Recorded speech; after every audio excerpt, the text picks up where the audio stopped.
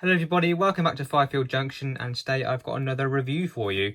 Today's loco, as we can see, it's by Hornby, and it's a steam locomotive that we've got today. I'm definitely getting into doing a few more steam loco reviews, which I'm sure some of you are probably quite happy to see that. You're probably getting a bit tired of seeing diesels and modern stuff all the time. You want to see some of the classic stuff, is probably probably as well as what it is to you probably anyway. You're probably more interested in it. But yeah, today's loco, we've got a Hornby steam loco for us today, and it is the 42XX that we've got for us today. It's a GWR loco, proper GWR through and through, and I literally just went for one of these purely because I just think they look so nice. I just saw one of them one day, this one, I saw it on Hatton's one day, and I just thought, you know what, I love the look of that, and it was a great price as well. It was an absolute steal of a price as well.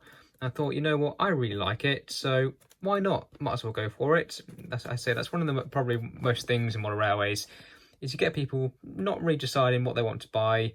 Obviously, you get a lot of people out there who just buy whatever they want. And you obviously get the people who are a bit like me. Well, I tried to do it. I tried to stick to a certain era, but that didn't go down very well. But you get people out there who stick to a certain era or region, and they just buy stock from that runs in that region from that era, whatever they model. But you do get people occasionally, well, it might be more than occasionally, I don't know exactly how many people it is.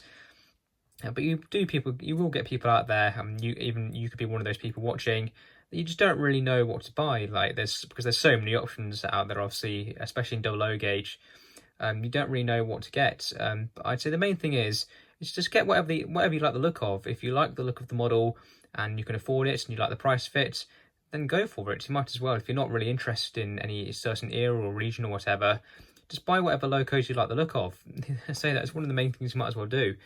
And that's definitely what I did with this. Even though it's not my era, it is my region, but it's not my era, I still really like the look of it. I've definitely got quite a fondness, I think, for a lot of the GWR locos, especially the smaller ones. I find it's not necessarily like the Kings and everything.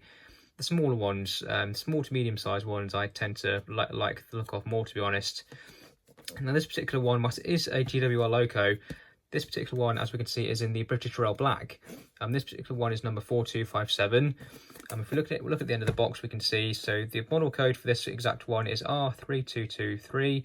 It's a BR280T, the T stands for tank, and class 42XX, and this one again as 4257. DCC ready. She has got an 8-pin socket inside, and she has already been chipped. I have already chipped this loco. I literally did do it pretty much when I got it. I wasn't going to, but at the time I thought, I was just giving her a service and everything, and I had the body off, and I thought, you know what, whilst I'm here, I might as well put a decoder in it, then it's done, then I don't have to worry about taking the body off again or anything. Because chipping these, whilst they are quite large tank engines, the space inside for a decoder, there's not a lot of room in there. The entire mechanism itself is literally crammed into this section here between the front of the cab and where the tanks end here. In that space, the motor, the flywheel, she does have a flywheel inside, and the socket are all literally right inside there, and the socket is literally shoved right up one end of that area. I think it might be the front end, I can't remember. I think it might be the back end, but I'm pretty sure it's the front end, and the motor's around here. The socket is literally right up against the end of the space here, so you have to plug your decoder in here. Then what I did is I then had to secure it on top of the motor and everything around here. So the wires come off the 8-pin plug and they run up, and I think they circle around again because of how long the wires are. And the decoder is secured on top of the motor here. So yeah, there's not a lot of room inside these locos for a decoder, but again, there are other locos out there that are much harder to chip than this. So it's not the hardest in the world, but there's definitely not a lot of room inside. Now the 42XXs in real life, they were built between 1912 and 1923, and they built 60 of them. This particular one was outshopped in 1917. She was withdrawn in 1963 and then unfortunately scrapped in 1964. They went on from this. And then in 1923, once they finished building these, they then went on and from this developed the 52XX, which was very, very similar to these, but they had slightly larger cylinders and they were also a bit stronger as well. But then later on in the 42XX's life, Well, for a start, they built 45 of the 52XX, I believe it was. So it does say on the back of the box that they then totaled 105 total of these and the 52XXs. So I'm guessing they also built 45 of those. If they built 60 of these, but later on in the 42XX's life, they then developed from these the 72XX. Now that wasn't a brand new loco, but what they did is they rebuilt 14 of these into the 72XX. And they all basically what they did is Hornby have produced a model of those, by the way, the 72XX, and they basically just made these a bit bigger. They have the 72XX has another sort of set of wheels at the back, so it basically has another pony truck, if you like, at the back there. So it's then a 282 T locomotive, and they made the coal bunker bigger as well, and they probably did a few other modifications. But it was basically it, to be honest. They didn't change them an awful lot, apart from making them a bit bigger, really. But they only did it to 14 of them. There is 3 of these logos preserved. The 42XX, 3 of them are still around. The 72XX, I don't know if there is any of them left. If you know, then obviously let me down below, because it would be nice to know if there's any of them left or not. To be honest, I'm kind of doubting it, but I'm sure there could be one somewhere that's got saved. But obviously that information will definitely be on the back of the box for the 72XX model. But obviously they haven't included it on here because, well, this isn't a 72XX, it's a 42XX, which in a way though is still basically a 72XX, but at the start of its life. So yeah, a bit complicated really. But if you do want more information on these locos, it's all on the back of the box here. But it's near enough for today. Pretty much what I've just said, just talking about how many were built, when they were built. All of them were built in Swindon, by the way. All 60 of these locomotives were built at the Swindon Works. Yeah, between 1912 and 1923, as I said. Yeah, it just says there. So yeah, pretty much everything I just said is all covered there, pretty much. This particular one, as I just mentioned earlier, sadly didn't survive, but 3 of them do survive, which is nice. But anyway, I've been rambling on for too long, so I think what we need to do is open the box and have a look at her. So if we just pull this sleeve off, it's a bit of a tight fit. There we go, there's the loco there. So if we just pull out the block of ice, give it a bit of a wiggle, there we go. It's got the loco there. We've got the instructions as well. So have a very quick look through these. There we go. Okay, so 42XX, 52 and 72XX. I'm guessing Hornby usually do this. They list these instructions for several locos. Normally, if they have the same mechanism, pretty much. So I'm guessing the 42XX, the 52XX, and the 72XX. I'm guessing they all use near enough the same mechanism, which is why they've basically done these instructions for all those 3 locos. And it looks like, yeah, so Hornby do a model for the 52XX then, so I might have to get one at some point if I'm interested. I probably won't, but I might do at some point. But anyway, I'm sure this would be the usual general stuff that we're all used to, so just general maintenance, running in, DCC ready. On the inside, we'll have probably the usual body removal stuff. Yeah, there we go. So lubrication, where to lubricate. And you can see what I mean there, how the mechanism is literally in a very small space. Despite the wheelbase being very, very large, you can see how the mechanism is in a very small area there. And I see what they've done. So what they've done is they've used, even though this is obviously, this doesn't have the extra set of wheels at the back like the 72XX does, seems they've used basically the drawings for the 72XX for the main part of the instructions. But again, I will reiterate, the mechanism inside this loco is exactly the same, with the motor there and the flywheel and the socket there right at the back. They are all near enough the same. Got accessories as well. I think there was a detail pack in here, but I can't remember. I don't actually know if this loco came with its detail pack when I got it. But I think it was just sort of general stuff. So yeah, we see there instructions, brake rigging, vacuum pipes, all the usual stuff, I think. And on the back there, yeah, it's the usual TV suppression stuff, so we don't need to worry about that. But anyway, let's just slide this out thing off. There we go. Lift this up, and then we can lift the loco out. There we go. And we can put the packaging to one side. There we go, it's out of the way. And then we've got the loco itself. And yeah, she's lovely, isn't she? She is obviously very black, so she is quite hard to see, especially in this light, because the light in here isn't the best. But hopefully you can see her well enough. But yeah, as she is, she's lovely, isn't she?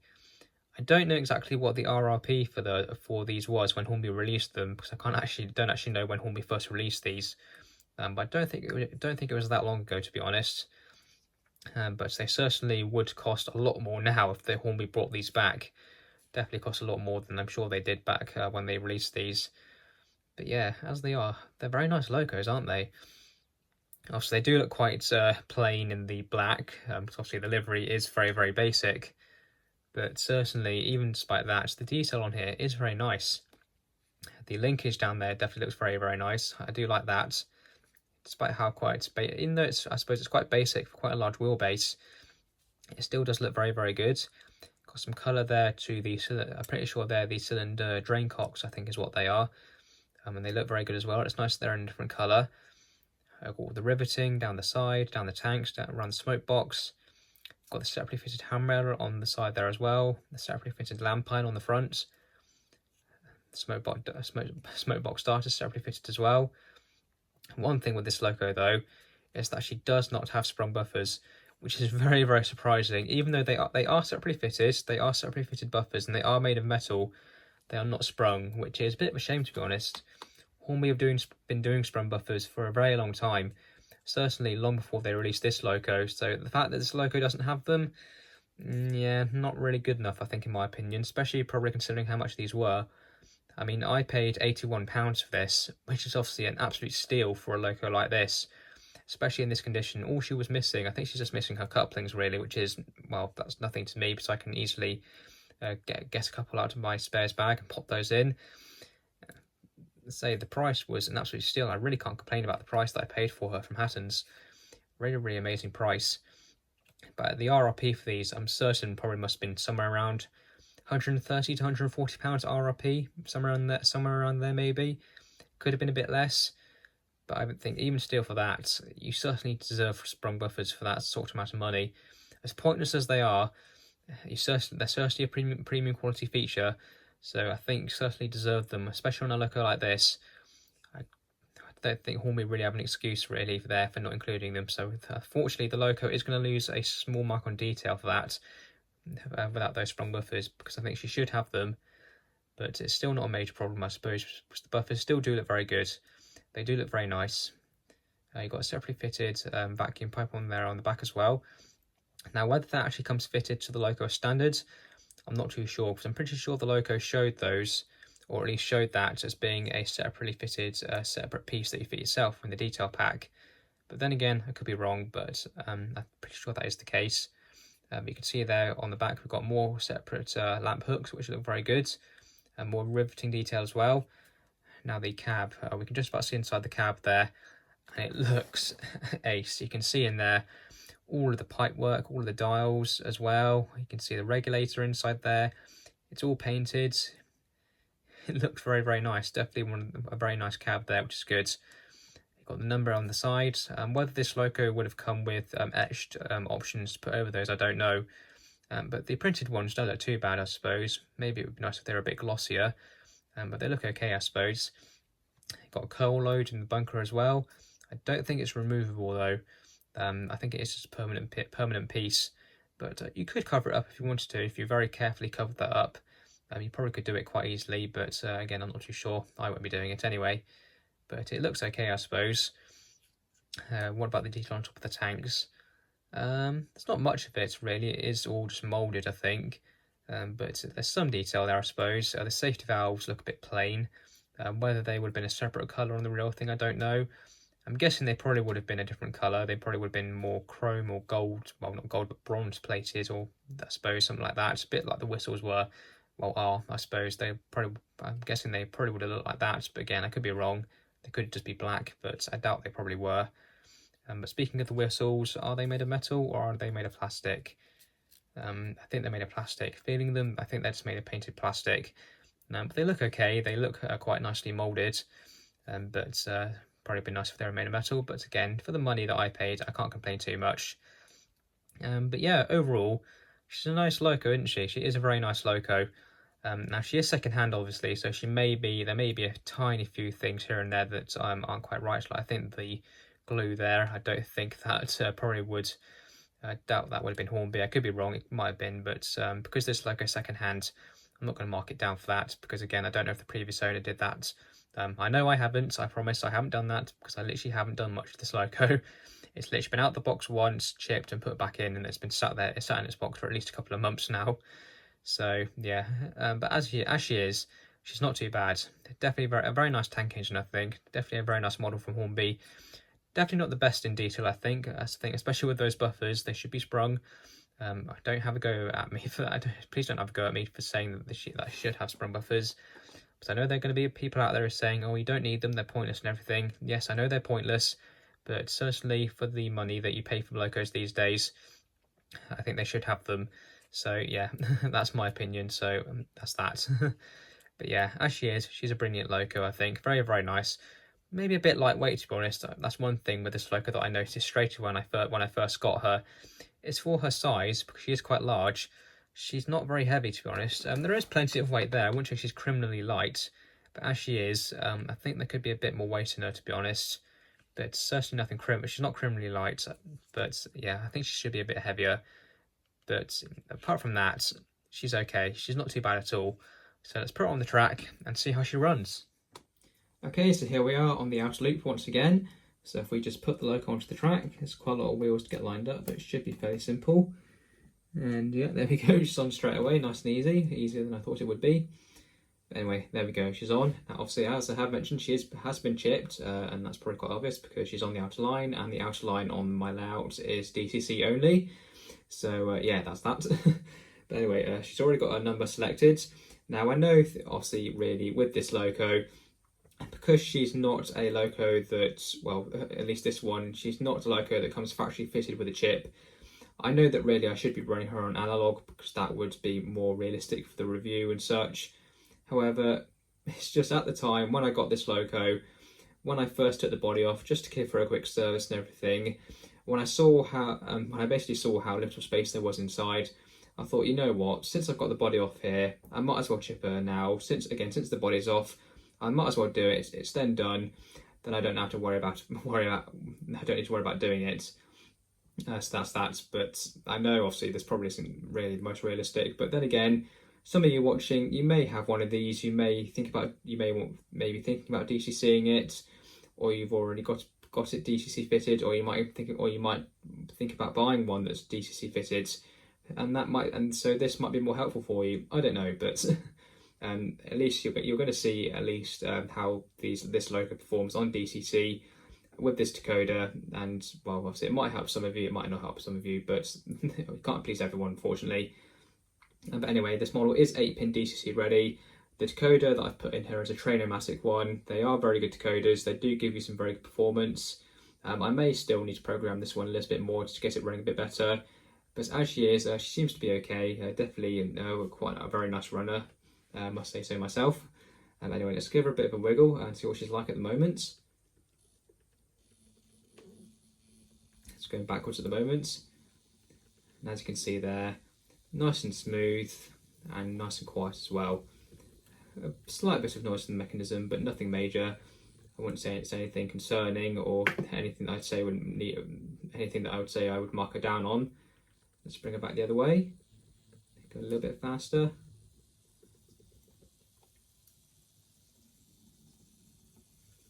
Yeah, she's great, isn't she? Nice and smooth, nice and consistent, and nice and quiet as well. So let's get her running around the layout a bit. We'll get a few shots of her running, and then we'll couple her up to a rack of wagons, I think, because I think that looked very good. But anyway, let's get her running and see what she's like.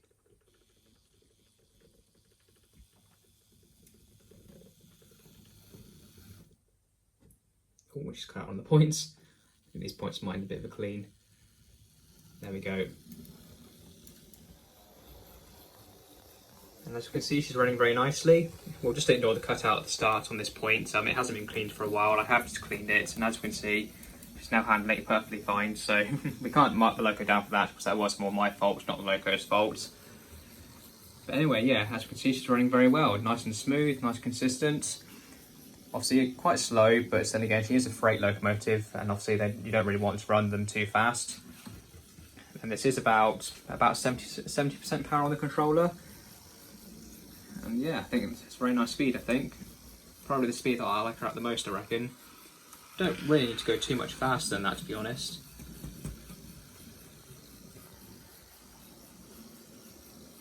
But yeah, fantastic locomotive. Really, really nice.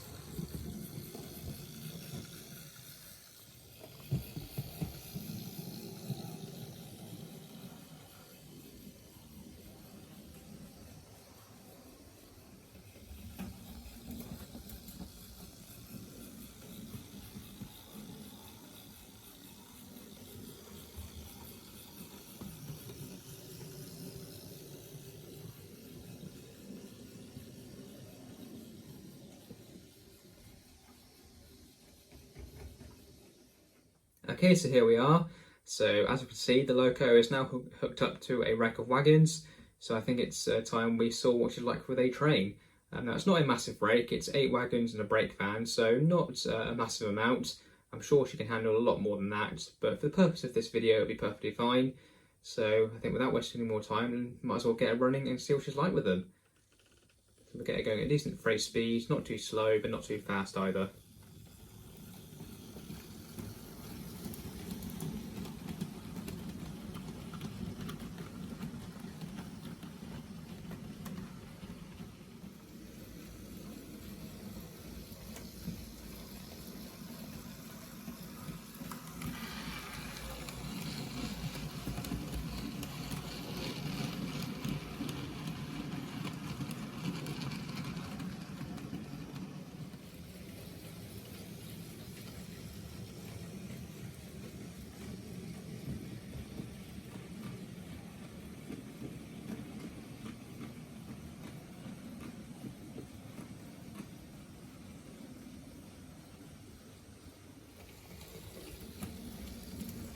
Well, overall, I think this is one fantastic locomotive. She looks the part, she runs very well, she's just great. Definitely room for improvements in a few areas, I think, especially some small upgrades to the number of detail, such as the lack of sprung buffers. I think a loco like this definitely deserves them. But for the most part, she's great. A fantastic steam locomotive from Hornby. If you want one, I definitely recommend you get one, because they are very, very nice locomotives.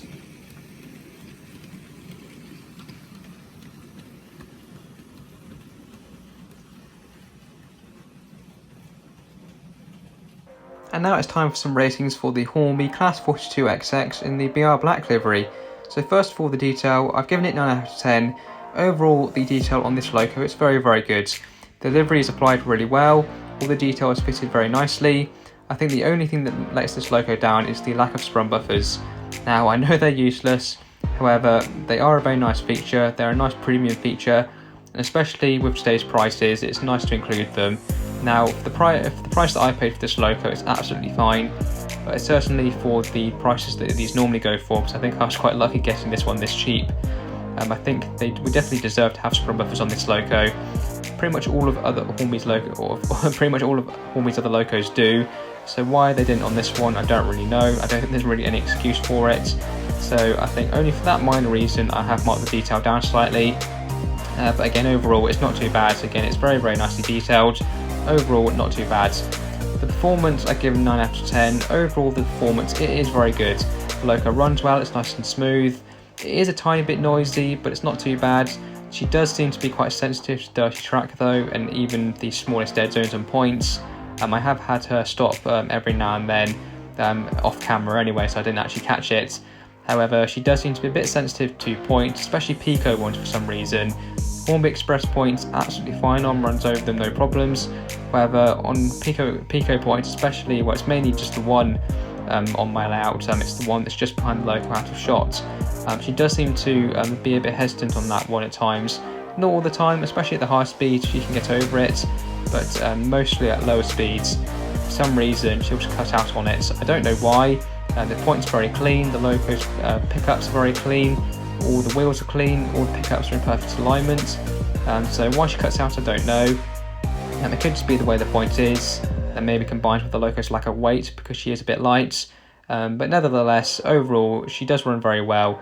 Maybe it could just be my example, but overall, it's not too bad. It's not too annoying. She does run very, very well, so I think I can overlook it a bit. The quality of the loco overall, it is very good. She's nicely built. There's no glue anywhere. Everything's nicely applied. The only thing that I think lets her down is, first of all, the weight, as I mentioned earlier. And again, I think those sprung buffers, I think they just might bring the quality of the loco down ever so slightly. But I think the main thing is that weight. For her size, she is quite a light loco. Quite a big tank engine, large wheelbase. I think she should weigh a bit more than she does. Not criminally light, but I think light enough that I think I have to mark her down a bit. So there are locos even smaller than this, maybe around half the size, that do weigh a lot more.